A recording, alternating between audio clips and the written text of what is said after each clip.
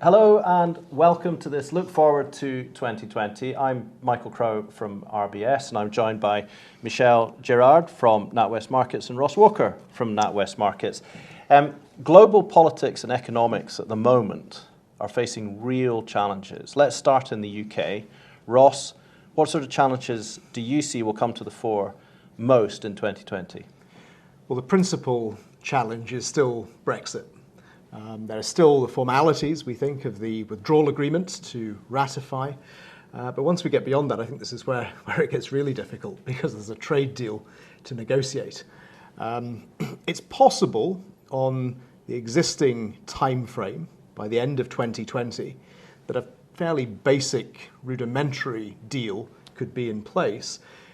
But it seems like a stretch to think that a comprehensive full deal will be ready to go by that point. So for some sectors, there could still be considerable uncertainty about our economic relations with the EU. That could continue to weigh on investment. And that's one of our big themes for next year. We might go through in the UK a sweet spot in the early part of the year. The election's behind us. The Brexit process is making some progress. But then you could get bogged down in some of the very difficult detail. So what sort of sectors do you think may be most affected?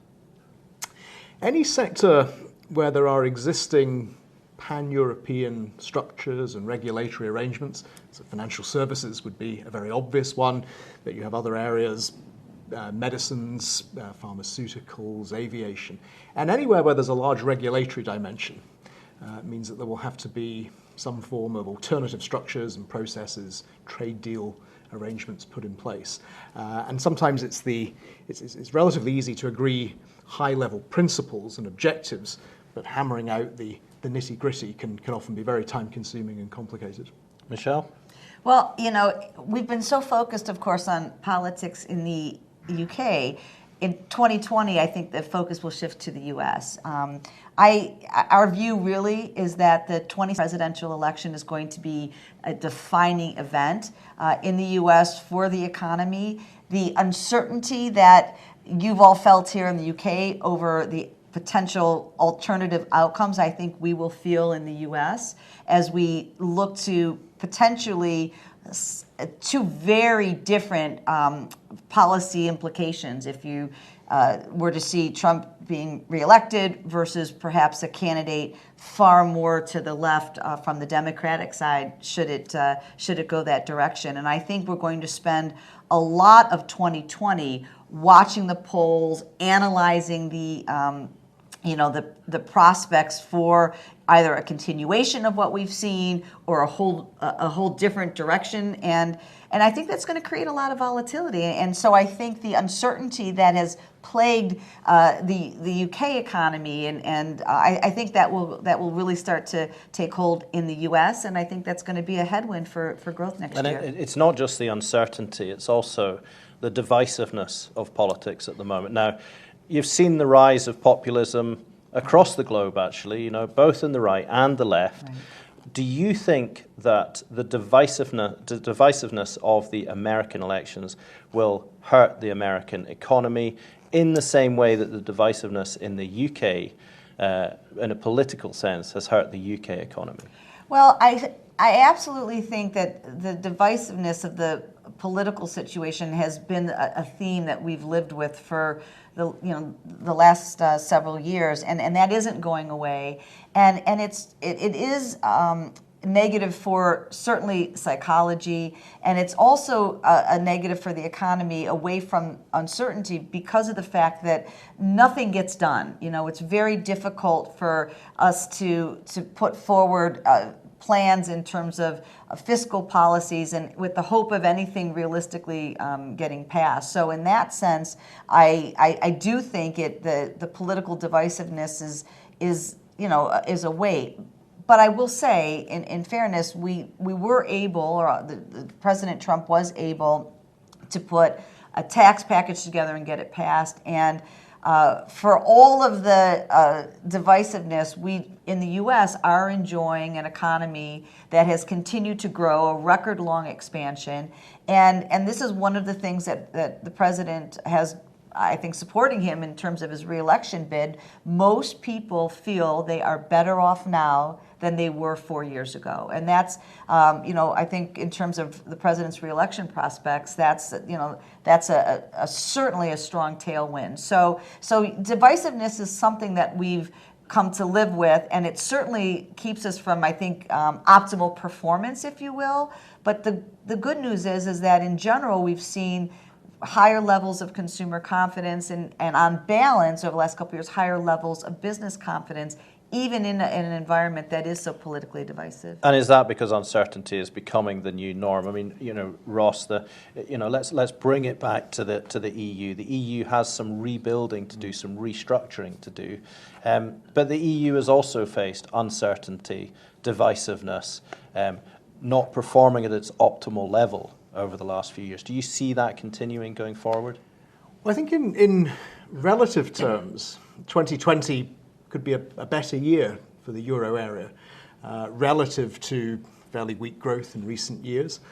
We might see some improvement and some acceleration, modest acceleration in growth as we go through the year. And relative to a still very pessimistic economist consensus about the Eurozone's prospects. So we're not suggesting the Eurozone is about to see 2.5%, 3% growth, but we could see a modest improvement through the year. And similarly, in a political context, political risk has certainly not disappeared in Europe. Obviously, in parts of the periphery, Italy in particular, remain a perennial concern. We have German elections in 2021 where there could be some big changes.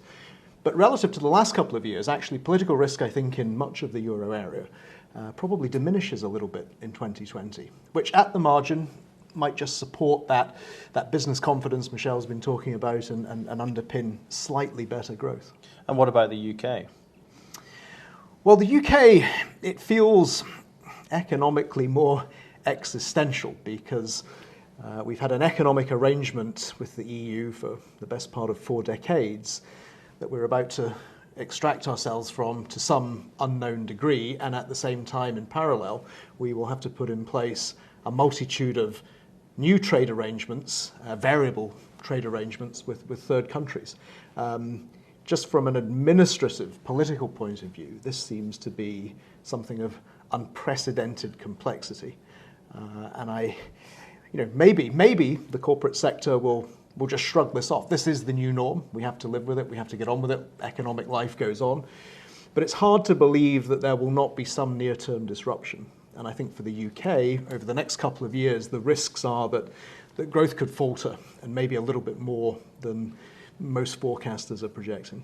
And do you think whoever's in power in the UK will have to make a choice between a deal with the EU, and if that doesn't work out, or if the offer from the EU is not palatable, they will have to make the choice between the EU and the rest of the world, particularly America and China?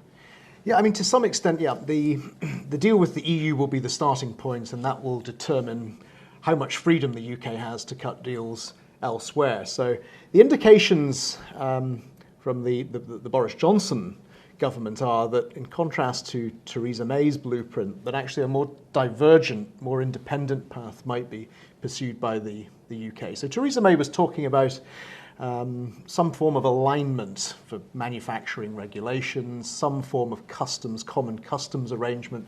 It doesn't feel like that will be the path under a Johnson government.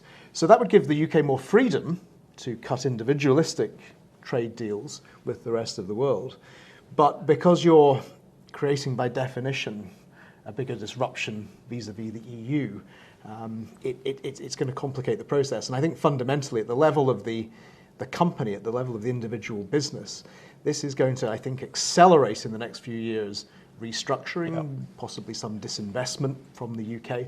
And I think maybe we go through that more difficult patch before we see the inward investment inflows and the reinvestment in the UK based on those new trading arrangements. Well, something that really affects global trade is the trade war between China and America. Right. Is that just going to be put on hold until after the U.S. elections? So there are so many themes, as you know, Ross alluded to, in terms of the uncertainty around trade and what that might ultimately do in terms of a headwind for the UK economy. The trade war is ongoing and has been an issue that U.S. companies have had to deal with, and it's more than just the tariffs themselves. People often ask me, well, what's the impact of the trade war on the economy? And it isn't about tariffs that have been put in place on a particular product or in a particular sector that have subtracted from growth. What's the real impact has been around the unpredictability of trade policy. We've seen circumstances with some countries, even thinking about the broader trade conflicts away from the U.S.-China. We had a trade deal with Mexico and waiting for approval before Congress, and out of the blue, the president threatens tariffs on Mexico to further his immigration agenda. And that was worked out, but it was certainly a reminder for companies that even when you've got a deal, even when you think maybe the war is over, it could flare up at any moment. And it's that unpredictability that I think has really worked against the broader economy far more than just announcing tariffs and letting companies get on with it. And that's not, as I said, there's optimism. There's optimism that maybe because of the election, the president will be incentivized to make a deal with China, and then everything will be fine. I just don't think that that's true. Okay.